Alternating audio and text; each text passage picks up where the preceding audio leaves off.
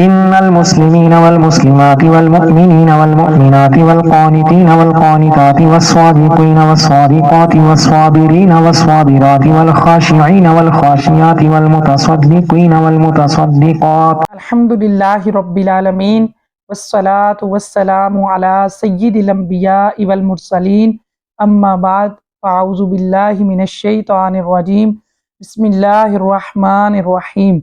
ربی یسر ولا تعسر وتمم بالخیر وبک نستعین۔ السلام علیکم ورحمۃ اللہ وبرکاتہ۔ سب سے پہلے تو آپ سب کو ماہ ذوالحجہ کی بہت بہت مبارک ہو۔ اللہ تبارک و تعالیٰ اس ماہ مبارک میں ہمیں زیادہ سے زیادہ نیکیاں کرنے کی توفیق عطا فرمائے، اور اسپیشلی مبارکباد ان لوگوں کو جو اس وقت حج جیسی عظیم سعادت حاصل کر رہے ہیں۔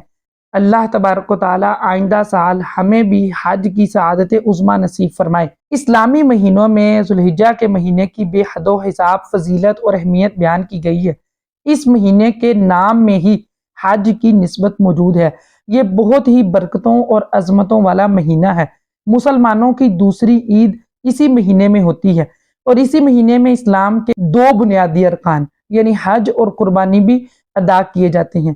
اگرچہ یہ فرائض صاحب حیثیت لوگوں پر فرض ہیں، اللہ تبارک و تعالیٰ نے جن مہینوں کا قرآن مجید میں ذکر فرمایا ان میں 4 حرمت والے مہینے ہیں۔ بے شک سارے دن اور مہینے اللہ تبارک و تعالیٰ کے ہی بنائے ہوئے ہیں، لیکن جن کی نسبت اللہ کی طرف ہو جائے وہ بڑی ہی اہمیت کے حامل ہیں۔ وہ حرمت والے 4 مہینے ذوالقعدہ، ذوالحجہ، محرم اور رجب المرجب ہیں۔ اللہ تعالیٰ نے ذوالحجہ کے مہینے کی 10 راتوں کی قسم بیان فرمائی، اور اس مہینے کی پہلی صبح یعنی فجر کی قسم بیان فرمائی۔ اس میں پارے میں اللہ تبارک و تعالیٰ نے ارشاد فرمایا والفجر ولیال عشر، فجر کی قسم اور 10 راتوں کی۔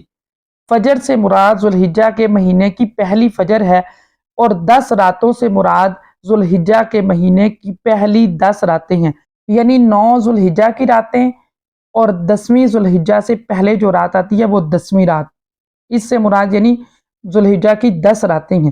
بخاری شریف کی حدیث ہے، حضرت ابن عباس رضی اللہ تعالیٰ عنہ سے روایت ہے کہ رسول اللہ صلی اللہ علیہ وآلہ وسلم نے ارشاد فرمایا حج کے 10 دنوں میں کیا گیا عمل اللہ تبارک و تعالیٰ کو بقیہ دنوں میں کیے جانے والے عمل سے زیادہ محبوب ہے۔ صحابہ کرام علیہم رضوان نے عرض کیا یا رسول اللہ صلی اللہ علیہ وآلہ وسلم، کیا راہ خدا میں جہاد کرنے سے بھی؟ ارشاد فرمایا ہاں، راہ خدا عز و جل میں جہاد کرنا بھی، سوائے اس آدمی کے جو اپنی جان اور مال کے ساتھ نکلے اور ان دونوں میں سے کچھ بھی واپس نہ لائے۔ مراد یہ ہے کہ سوائے اس بندے کے جو اللہ تبارک و تعالیٰ کی راہ میں جہاد کرنے کے لیے اپنے مال کے ساتھ نکلا، اور اس کا مال بھی اللہ کی راہ میں گیا اور اس کی جان بھی اللہ کی راہ میں گئی، یعنی اس نے جام شہادت نوش کر لیا، تو اس بندے کی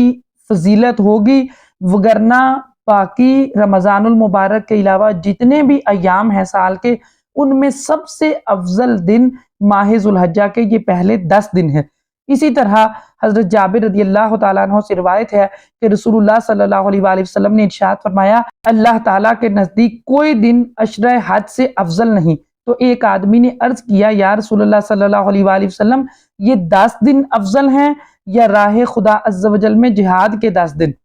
ارشاد فرمایا یہ 10 دن راہ خدا عز و جل میں جہاد کے 10 دنوں سے افضل ہیں، سوائے اس شخص کے جس کا چہرہ خاک آلود ہو گیا۔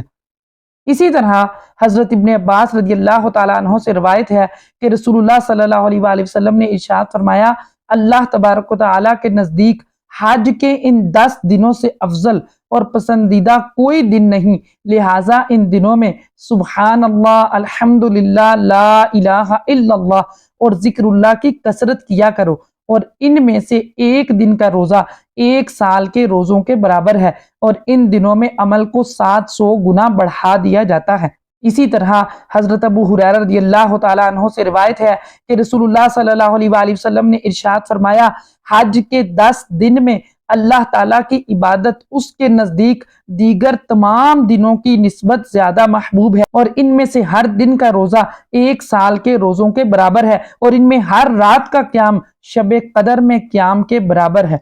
سبحان اللہ، اللہ تبارک و تعالیٰ کی کیا ہی کرم نوازی ہے کہ ہر رات کا قیام شب قدر کی رات کے برابر کر دیا گیا، اور ہر دن کا روزہ 1 سال کے روزوں کے برابر ہے۔ کتنا خوش نصیب وہ شخص ہے جو ماہ ذوالحجہ کے پہلے 9 دن کے روزے رکھے، اور ہو سکے تو 9 روزے رکھے، اور اتنا نہ کر سکے تو 3 روزے رکھے، اتنا بھی نہ کر سکے تو کم از کم عرفہ کا روزہ ضرور رکھے۔ حضرت انس بن مالک رضی اللہ تعالیٰ عنہ سے روایت ہے کہ حج کے 10 دنوں میں سے ہر دن کو 1000 دنوں کے برابر اور عرفہ کے دن کو 10,000 دنوں کے برابر سمجھا جاتا تھا۔ حضرت ابن عمر رضی اللہ تعالیٰ عنہ سے روایت ہے کہ میں رسول اللہ صلی اللہ علیہ وآلہ وسلم کے ساتھ مینا کی مسجد میں بیٹھا ہوا تھا کہ آپ کی خدمت میں ایک انصاری اور ایک ثقفی صحابی رضی اللہ تعالیٰ عنہ حاضر ہوئے، اور سلام عرض کرنے کے بعد عرض کیا، یا رسول اللہ صلی اللہ علیہ وآلہ وسلم، ہم آپ سے سوال پوچھنے کے لیے حاضر ہوئے۔ آپ علیہ الصلوۃ والسلام نے ارشاد فرمایا، اگر تم چاہو تو میں تم کو بتا دوں کہ تم کیا سوال پوچھنے آئے ہو، اور اگر چاہو تو میں رک جاؤں اور تم مجھ سے سوال کرو۔ ان دونوں نے عرض کیا، یا رسول اللہ صلی اللہ علیہ وآلہ وسلم، آپ خود ہی بتا دیجئے۔ تو ثقفی صحابی رضی اللہ تعالیٰ عنہ نے انصاری صحابی رضی اللہ تعالیٰ عنہ سے کہا کہ تم سوال کرو۔ تو اس نے عرض کیا، یا رسول اللہ صلی اللہ علیہ وآلہ وسلم، آپ خود ہی ارشاد فرما دیجئے۔ آپ صلی اللہ علیہ وآلہ وسلم نے ارشاد فرمایا، تم مجھ سے گھر سے بیت الحرام کی نیت سے نکلنے اور اس کے ثواب، اور طواف کے بعد کی 2 رکعتوں اور ان کے ثواب، اور صفا اور مروہ کی سعی اور اس کے ثواب، اور عرفہ میں وقوف اور اس کے ثواب، اور رمی جمار اور اس کے ثواب، اور اپنی قربانی اور عرفہ سے واپسی کے ثواب کے بارے میں سوال کرنے آئے ہو۔ اس نے عرض کیا، اس ذات پاک کی قسم جس نے آپ صلی اللہ علیہ وآلہ وسلم کو حق کے ساتھ مبعوث فرمایا، میں صرف یہی سوال کرنے آیا ہوں۔ آپ صلی اللہ علیہ وآلہ وسلم نے ارشاد فرمایا، جب تو اپنے گھر سے بیت الحرام کا قصد کر کے نکلا تھا تو تیری اونٹنی کے ہر قدم کے بدلے تیرے لیے ایک نیکی لکھی گئی، اور تیرا ایک گناہ مٹا دیا گیا۔ تیرا طواف کے بعد 2 رکعتیں ادا کرنا اولاد اسماعیل علیہ السلام میں سے ایک غلام آزاد کرنے کے برابر ہے، اور تیرا صفا اور مروہ کی سعی کرنا 70 غلام آزاد کرنے کے برابر ہے، اور رہا تیرا عرفہ کی رات میں وقوف کرنا، تو اللہ تعالیٰ اس رات میں آسمان دنیا پر نزول فرما کر ملائکہ کے سامنے تم پر فخر کرتے ہوئے ارشاد فرماتا ہے کہ میرے بندے گرد آلود ہو کر میری جنت کی امید رکھتے ہوئے میرے پاس آئے ہیں۔ اگر ان کے گناہ ریت کے ذروں یا بارش کے قطروں یا سمندر کی جھاگ کے برابر بھی ہوئے تو میں ضرور ان گناہوں کو مٹا دوں گا۔ پھر ارشاد فرمایا کہ تم اور جن کی تم نے سفارش کی سب مغفرت یافتہ ہو کر لوٹ جاؤ، اور تمہارا جمرات کی رمی کرنا تو تمہاری پھینکی ہوئی ہر کنکری ہلاکت خیز گناہ کبیرہ میں سے ایک گناہ کا کفارہ ہے، اور تمہاری قربانی اللہ تبارک و تعالیٰ کے پاس تمہارے لیے ذخیرہ ہے، اور تمہارے سر منڈانے میں ہر بال کے عوض تمہارے لیے ایک نیکی ہے، اور اس کے عوض تمہارا ایک گناہ مٹا دیا جاتا ہے، اور اس کے بعد اگر تم بیت اللہ کا طواف کرو تو تمہارا کوئی گناہ باقی نہ رہے گا، اور ایک فرشتہ آ کر اپنے ہاتھ تمہارے کندھوں پر رکھ کر کہے گا کہ نئے سرے سے عمل شروع کرو، کیونکہ تمہارے پچھلے گناہ معاف کر دیے گئے ہیں۔ سبحان اللہ، اللہ تبارک و تعالیٰ کی ذات کس قدر کریم ہے۔ اللہ تبارک و تعالیٰ کے محبوب صلی اللہ علیہ وآلہ وسلم نے ماہ ذوالحجہ کے ان 10 دنوں کی جو فضیلت بیان کی گئی ہے، ان میں کرنے کے عمل یہ ہیں، ایک تو کثرت سے عبادت کی جائے، روزے رکھے جائیں، شب بیداری کا اہتمام کیا جائے، اللہ تبارک و تعالیٰ کا ذکر کیا جائے، پھر اپنی اولاد کے لیے دعا مانگی جائے۔ ان 10 دنوں میں جو عمل بھی کیا جائے اللہ تبارک و تعالیٰ کی بارگاہ میں بڑی قبولیت والا ہے، بڑا محبوب ہے۔ سب سے پہلے تو یہ ذہن بنائیں کہ دن ہو یا رات نیکی کے کام کرنے ہیں، گناہوں سے بچنا ہے، نماز پابندی پر ادا کرنے کی کوشش کرنی ہے، تلاوت قرآن پاک کرنی ہے، چلتے پھرتے اٹھتے بیٹھتے ہر وقت ذکر اذکار کرنا ہے، درود پاک پڑھنا ہے، صدقہ دینا ہے، حسن سلوک کرنا ہے، آپس میں دوستوں کے ساتھ، میاں بیوی بچوں کے ساتھ اچھے تعلق کے ساتھ پیش آنا ہے، پھر 9 دن کا روزہ رکھا جائے، راتوں کو قیام کیا جائے، تلاوت کی جائے، نفلی عبادت کی جائے، تہجد کا اہتمام کیا جائے، دین سیکھا جائے، رات کو علم دین پڑھا جائے، قرآن پاک کو ترجمے کے ساتھ پڑھا جائے، سمجھا جائے، غور و فکر کیا جائے کہ ہمارا رب اس کلام پاک میں کیا فرماتا ہے۔ حضرت عمر رضی اللہ تعالیٰ عنہ کے بارے میں آتا ہے کہ جب آپ کلام پاک کو، مصحف شریف کو اٹھاتے تھے تو اس کو چومتے تھے، سینے کے ساتھ لگاتے تھے اور فرماتے تھے یہ میرے رب کا عہد ہے۔